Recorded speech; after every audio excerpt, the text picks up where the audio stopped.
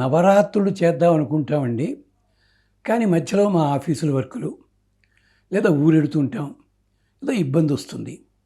మరి నవరాత్రులు చేయకుండా షార్ట్కట్ చేసుకోవడానికి మార్గం ఏమన్నా ఉందా?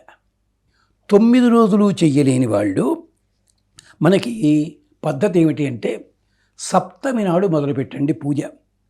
సప్తమి నాడు మూలా నక్షత్రము సరస్వతీ పూజతోటి మొదలుపెట్టండి. ఎంచేత ఆవిడ చోదయత్రీ సునృతానాం చేతంతి సుమతీనాం యజ్ఞం దధే సరస్వతి.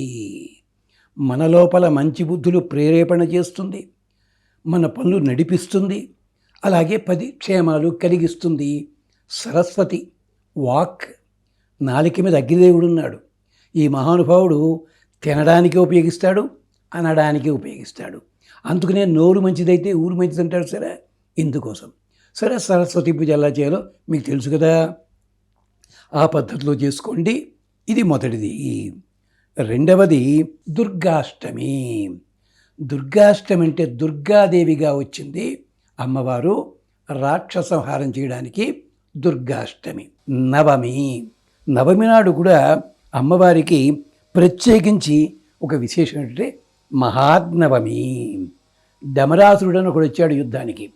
వాడు కోరుకున్నది ఏమిటంటే నన్ను ఆయుధాలతో ఎవడు చంపకూడదని చెప్పి.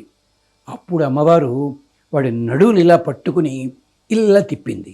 ఎలా తిప్పింది? డమరుకం చూసారా? డమరుకం చచ్చురుకున్నాడు వాడు. వాడికి వరం ఇచ్చింది అమ్మవారు. ఈ కంటి నా చేతిలో, పరమేశ్వరుని చేతిలో డమరుకం ఉంటుంది, నీ రూపము, అది నీకు మోక్షం ఇస్తుంది.